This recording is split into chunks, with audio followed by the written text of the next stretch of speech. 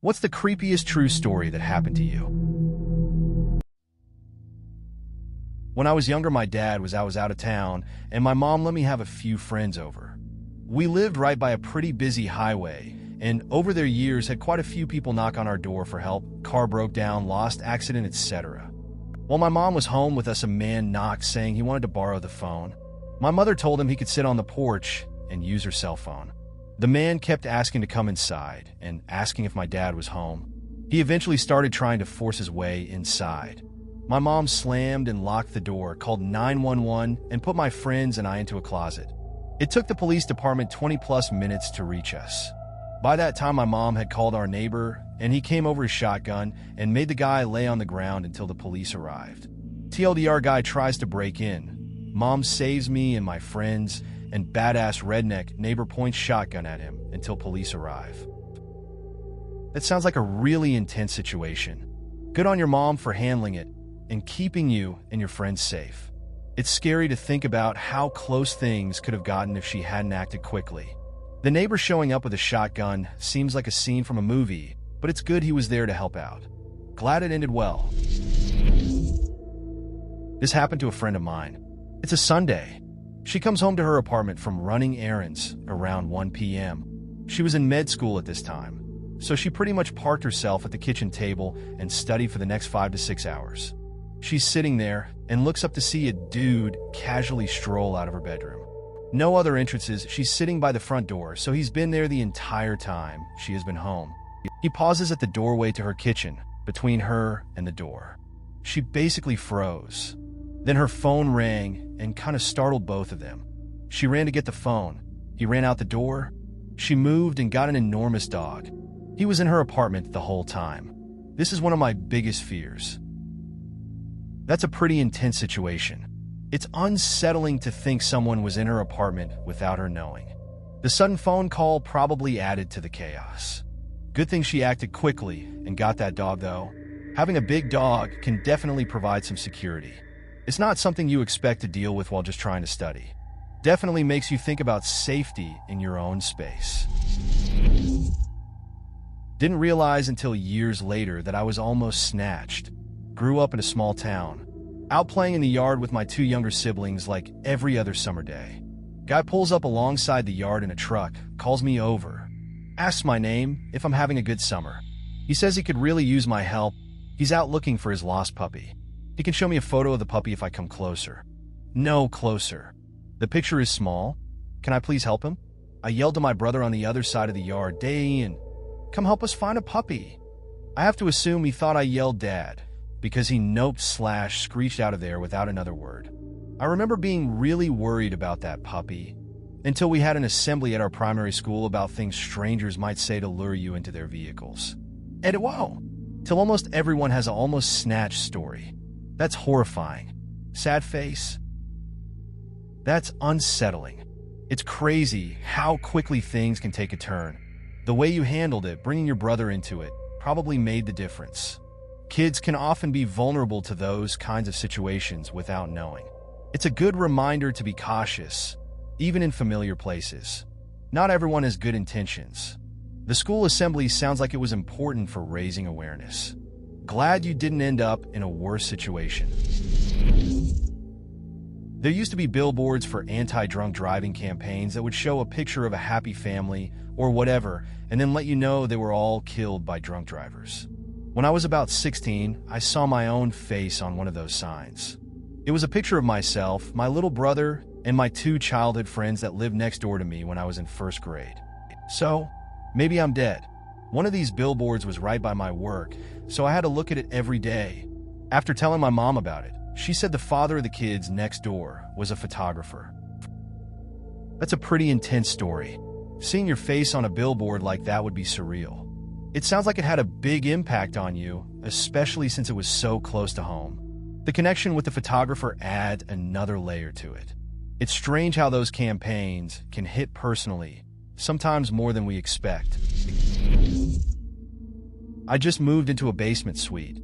Every time I went out, I would lock the deadbolt, but not the door handle. But when I came home, a lot of the time the deadbolt would be unlocked and the door handle would be locked.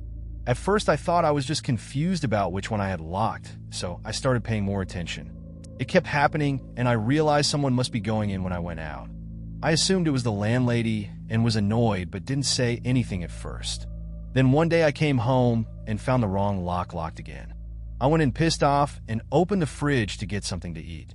There was a book in the fridge that I had never seen before. I collected old books, and this one was published in the early 1900s, which creeped me out completely because it was like it had been left for me. I finally called my landlady and asked if she was going into my apartment and told her what had happened. She freaked right out, said the last person who lived there was a really creepy guy with mental health and drug problems. She got all the locks changed that day, and it never happened again. The whole situation sounds pretty unsettling. It's strange that the locks were messed with like that. Finding an old book in your fridge just adds to the creepiness. The landlady's reaction makes sense if the previous tenant had issues. Good thing she changed the locks right away. It would be pretty hard to feel comfortable in that place otherwise. Glad it stopped happening for you. When I was about 14, my parents left me alone overnight for the first time. I grew up in a small farming community, so my parents really had nothing to worry about. They left and I decided to take an awesome bubble bath and paint my nails like all girls everywhere, obviously. While I was in the bath, I heard our back door open. I thought I was hearing things, and besides, I had locked all the doors per my mom's orders. But then I heard the kitchen floor squeaky spot. I didn't know what to do, so I just went under the bubbles and left my head out. I saw two shoes through the crack between the door and the floor. I could hear a person breathing. They stood there for about 30 seconds and then walked away. I heard the door slam, but I didn't move. I just stayed there until the water was freezing and cried. Then I got out, called my grandma, and checked the doors. The back door was unlocked and the lock hadn't been messed with or broken. Later that week, we learned that a man was breaking into farmhouses. That's a pretty tense situation. It sounds like a classic case of being home alone for the first time. The bubble bath vibe definitely shifts when you hear someone in the house. The detail about the shoes and the breathing adds to the creepiness. It's good you called your grandma for support. Just a reminder that sometimes small town life can have its own kind of danger. Don't know anything super creepy, but my friend just told me about what happened to his cousin the other day.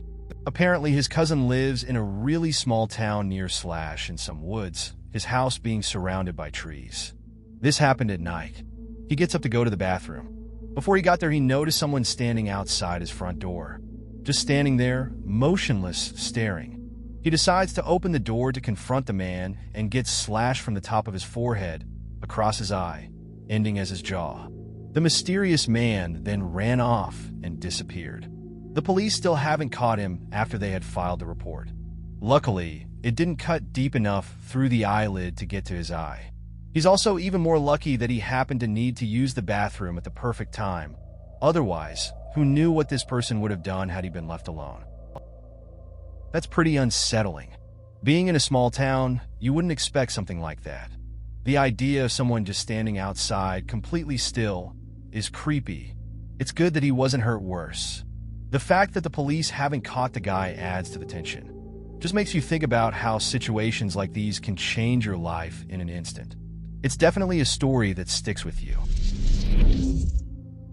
My mom was kidnapped, blindfolded, taken to a dark place she still isn't sure was even a man-made structure, and then tied to a chair. The guy that took her kept talking to her the entire time. She has never told me details except that the man was crazy. After a while, she started talking to him, asking him questions, getting him to talk to her about less crazy stuff. She isn't sure how long this went on, just that it was a long time. After quite some time, the man, whom she never saw directly or recognized the voice of, told her, "I don't know why, but I need to let you go." My guess is that she humanized herself enough to him so that he couldn't go through with whatever it was he had initially kidnapped her for. He loaded her back up in the car and dropped off, still blindfolded, at a convenience store up the road from where she lived, told her to count to 1,000 before taking the blindfold off, then he left. After she got home and told her parents, they didn't believe her and thought she was making it up so that she wouldn't get in trouble for being out late. That's a pretty wild story. It's crazy how talking can sometimes change a situation like that. Your mom must have been really scared, but still managed to connect with that guy on some level. The whole thing with her family not believing her adds another layer to it. It's rough when people don't take your experiences seriously. Just a lot to unpack in this one. When I was about 9 or 10, my older brother and I had a few friends over to stay the night. My dad had to work the next day, so we were all left at the house by ourselves for the day. We were excited to play PlayStation all day on our Saturday off. Well, my dad worked late that night, until probably 8 or 9. As soon as the sun went down, we went into one of the rooms upstairs to play Uno. Fast forward 30 minutes, and we start hearing footsteps slowing walking up the wooden stairs. My dad wasn't going to be home for another 2 hours, so we didn't know who it was.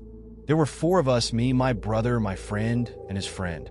We would take turns walking out of the room to see what it was, but before we could look down the dark stairs, we would hear what sounded like someone running down the stairs as fast as they could so they couldn't be seen. This continued for probably 2 hours, ending with all of us huddled in the room upstairs with the door wedged shut with a chair until my dad got home. None of us were really believers in anything paranormal, but a child's imagination is a crazy thing. Now, 15 years later, I still don't know what to make of it, but every one of us heard those footsteps walking up those dark stairs. I bring it up to my friend, who I'm still friends with, and he remembers it just as vividly as I do. It kind of creeps me out just thinking about it. That sounds pretty intense. It's interesting how those experiences stick with you over time. Hearing footsteps when you know no one else is home can really mess with your mind. It's odd how a child's imagination can amplify fear like that. Even years later, it's still unsettling.